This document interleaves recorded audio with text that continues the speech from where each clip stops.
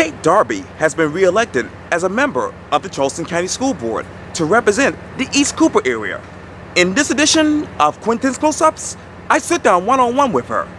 And be sure to download the free Quintin's Close-Ups app in your Apple or Google Play stores. And listen to this interview later on iHeartRadio. Kate Darby, congratulations to you. Thank you very much. I'm excited. Yes, ma'am. You talk about exciting. I know that you spoke with the Post-Inquiry's Paul Bowers yesterday. Yes. And I want to break down a couple of the actual article to you. Okay. And the top begins with this. Parents can expect stronger teachers in low-performing schools, further pay raises for teachers, and a shakeup of the Charleston County School District's expansive system of school choice in the wake of Tuesday's election, newly re-elected board member Kate Darby said. What else is on your agenda right now?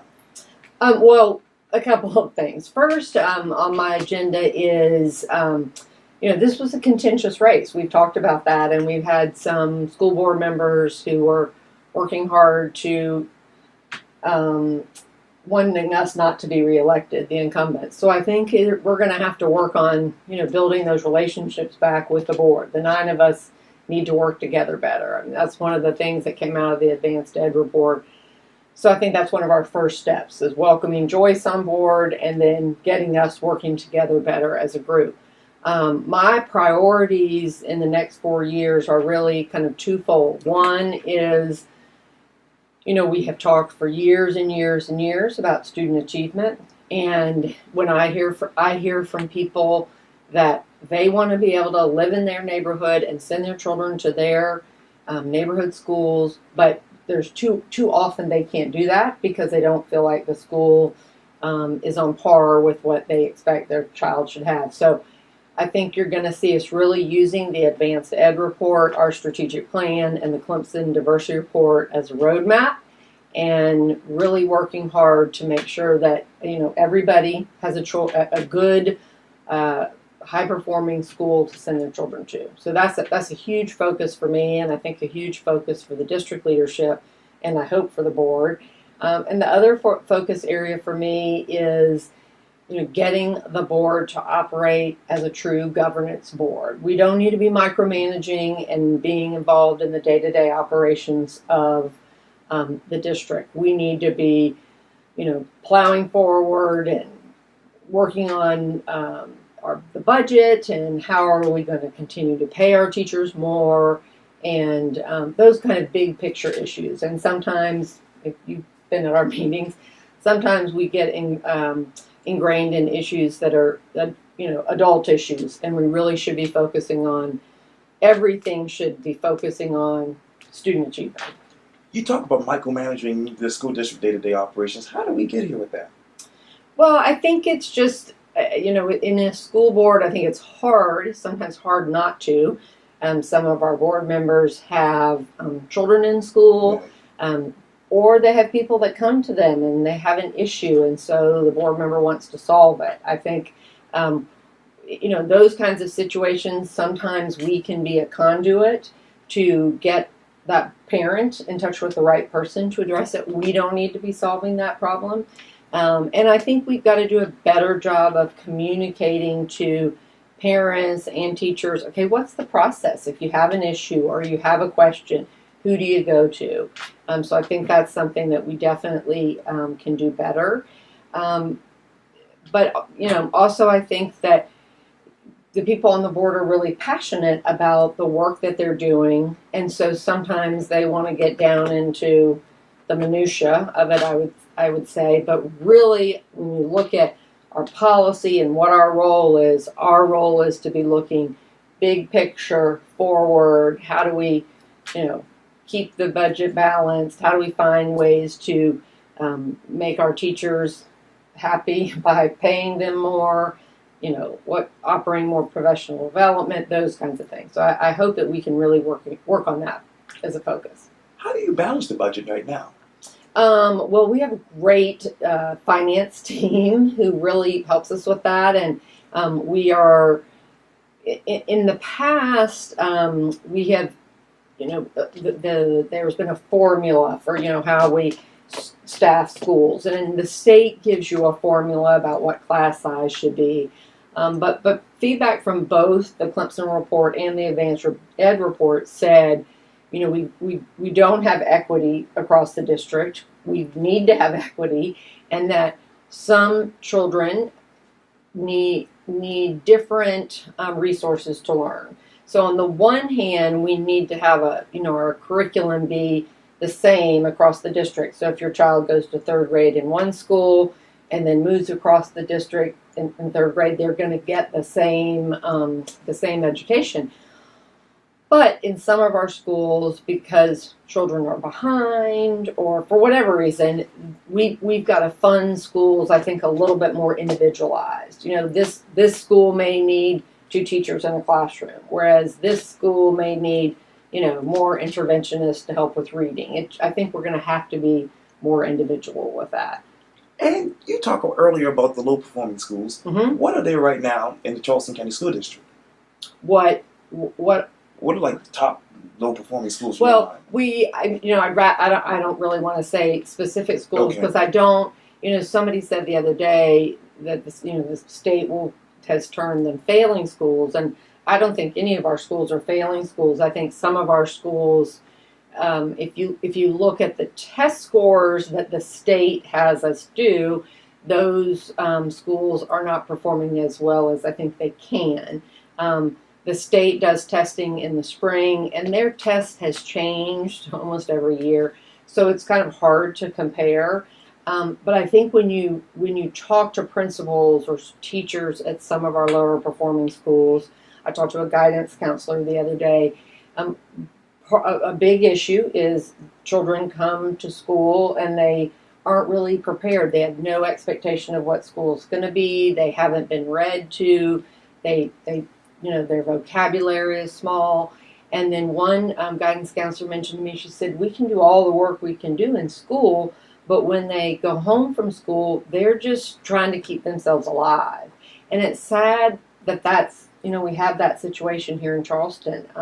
That's not the kind of setting we want any of our children in. But in a school like that, we've got to put an additional kind of resources, wrap around kind of resources where kids can stay later in the day, where we have nurses in the schools, where they see a doctor if they need to. So I think we've identified schools that need that kind of assistance, and we'll be making sure that we budget appropriately so they get what they need.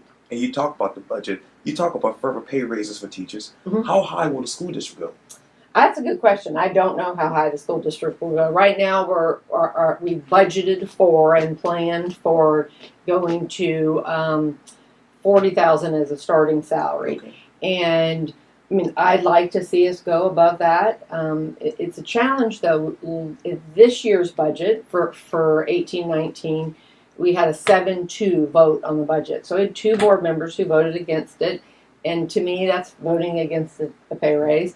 The year before, we only had 5 of us voting for the budget. A couple people voted against, somebody abstained.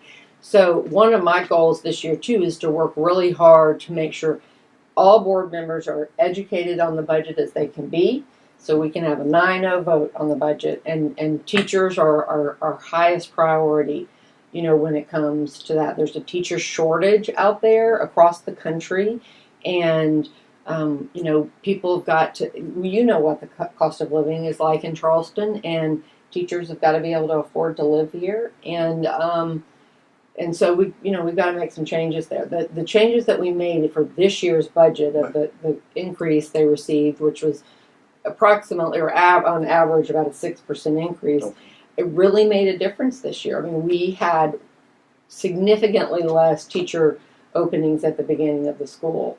And that's great. We were having a really hard time filling some math teacher positions in some of our high poverty schools, and we increased what those math teachers can make.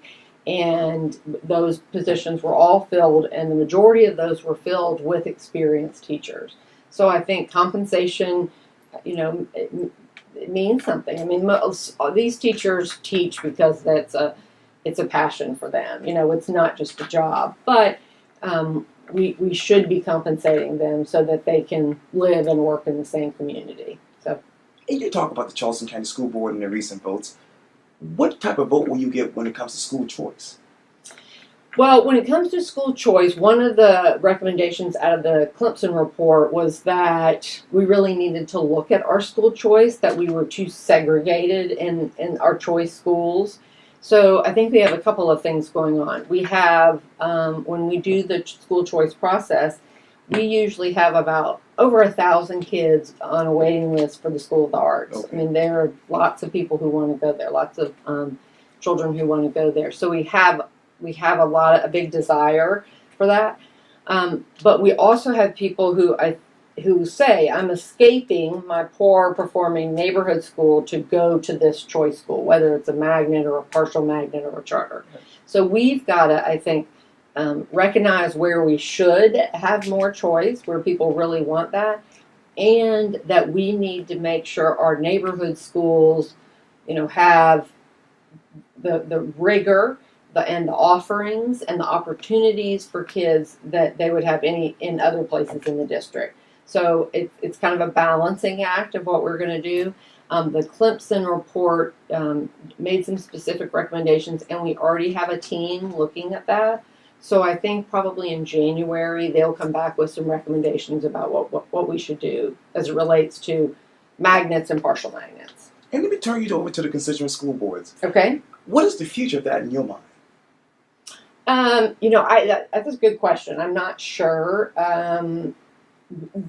The board leadership and staff leadership over the last couple of years has worked really hard to provide more training to the constituent boards. They come and do an annual report to the county board. I've met with the constituent board chairs to get their feedback on things, and their role is right now is to handle disciplinary issues and to do zoning or rezoning. And West Ashley just did a bunch of rezoning in the Mount Pleasant area. They're doing rezoning. But both the Clemson study and the Advanced Ed report recommended that we do away with the constituent board. But that's not something we as a board can do. They were formed in 1968 when the district was consolidated. So if there was going to be a change to the constituent boards, that would have to be something the legislative delegation does. But I think what Clemson report and the Advanced Ed report were saying is that based on the way things are zoned, we have too much, we're not, our schools are not integrated. They're too segregated. And I think they feel like if we didn't have constituent boards in the district, which is the way it is in most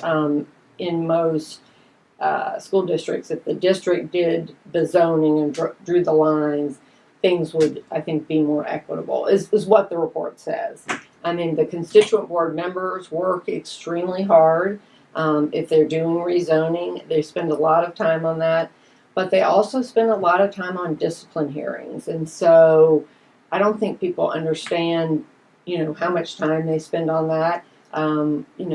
Just helping, with kids who have gotten in trouble, and either getting them into an alternative setting or sending them back to school with some kind of probation. So they work really hard.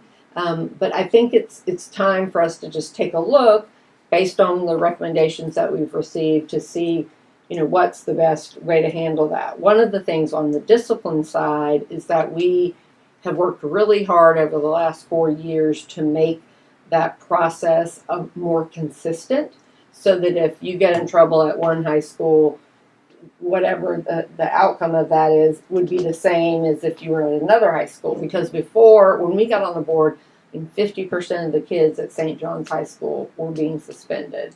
That just should not have been happening.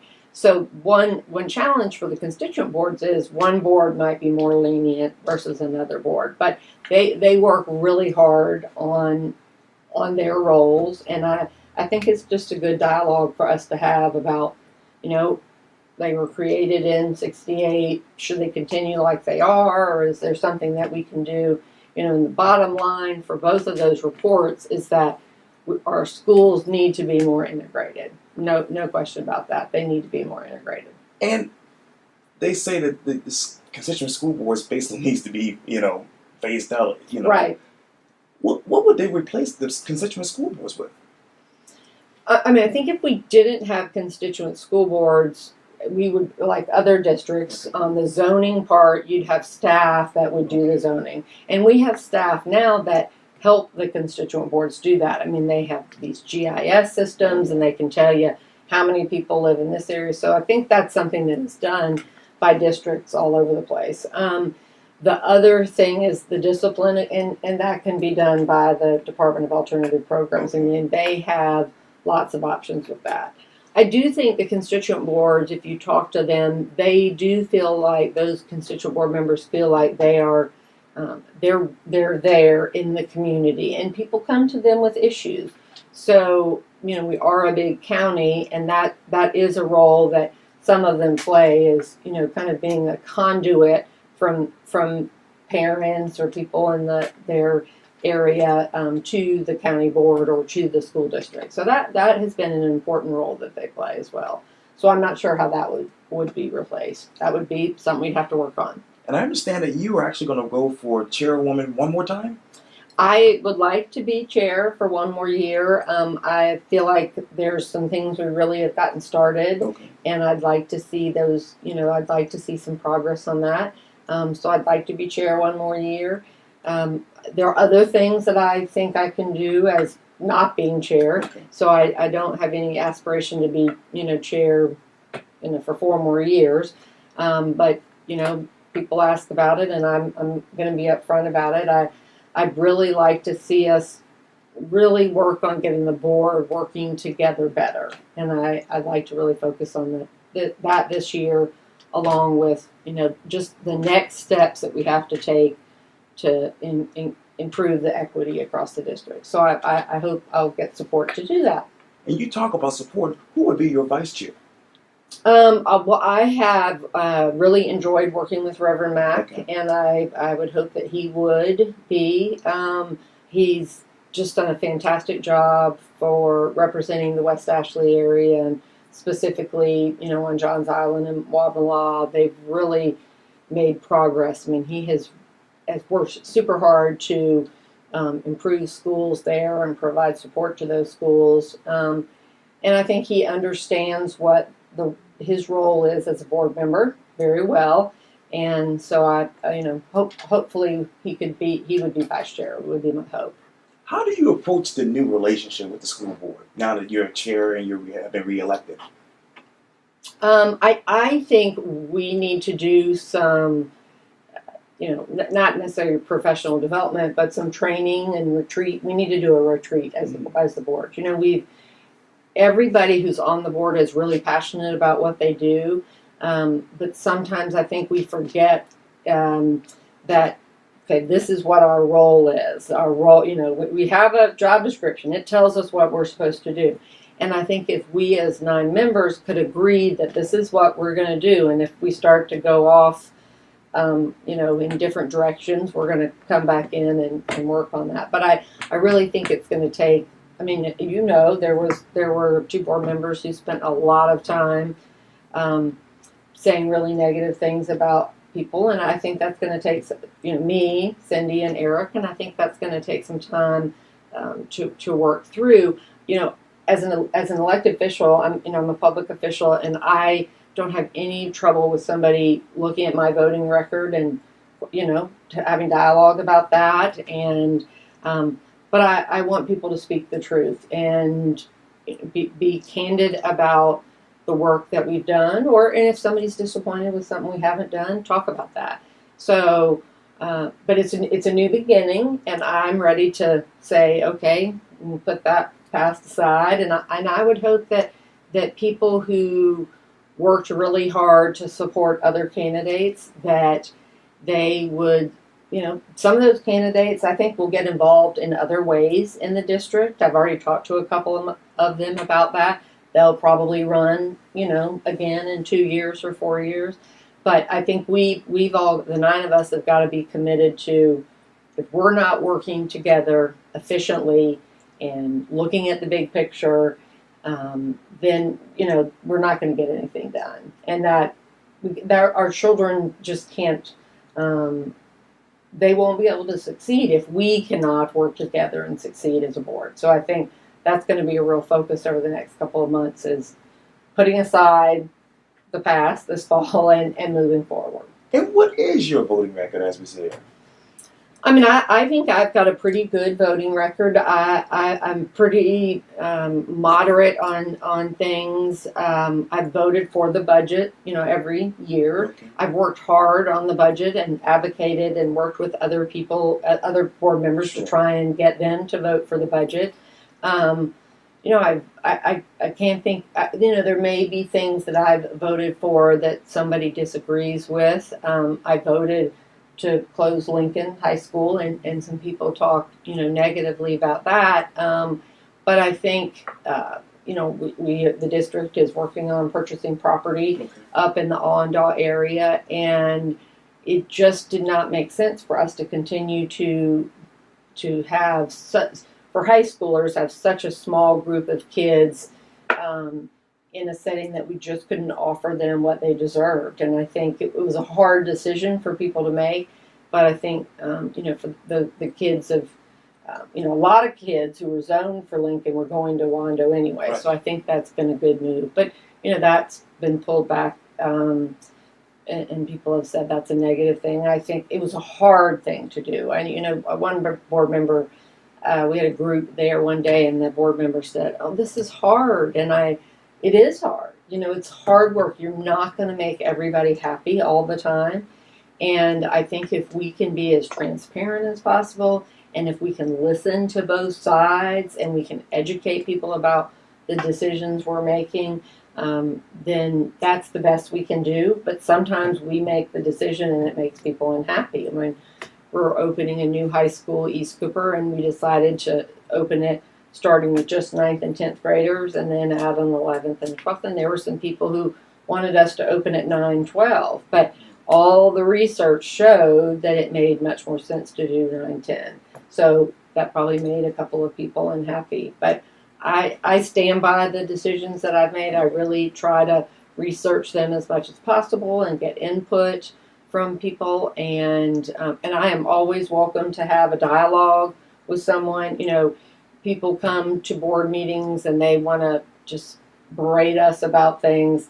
That really doesn't accomplish a lot. If you come and you say, "Look, I've got a problem, and here are some suggestions I have," so that's the kind of dialogue I like to have, because none of us are perfect. The district isn't perfect. There's a lot we need to do, but we can do it much better by working together. Take that time that people, have spent working on the campaign to now working, in support of the district. I think that would be a great use of everybody's time. How are those kids right now who went from Lincoln to Wando? I think most of those kids were doing well. It was hard for the seniors who transitioned. As it would be hard for anybody to move to a different school. But the feedback I've gotten from Wando is that, they're doing well. They are, the whole first year was a tough transition, but I think now they have huge opportunities for them that they wouldn't have had before. So I think, the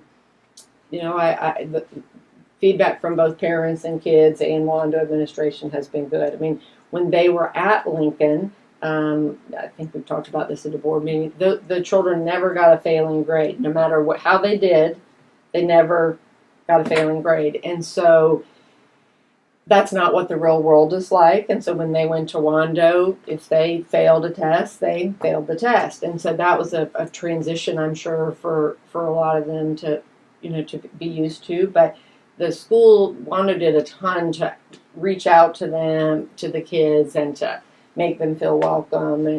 And so I think that they're doing fine. I think that eventually we'll have another high school in middle school, probably out in the Allendale area, and I'm sure everybody out there is anxious and looking forward to having that happen.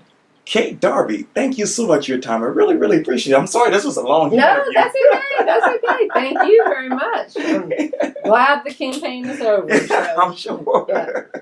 Thank you. That was long. Good.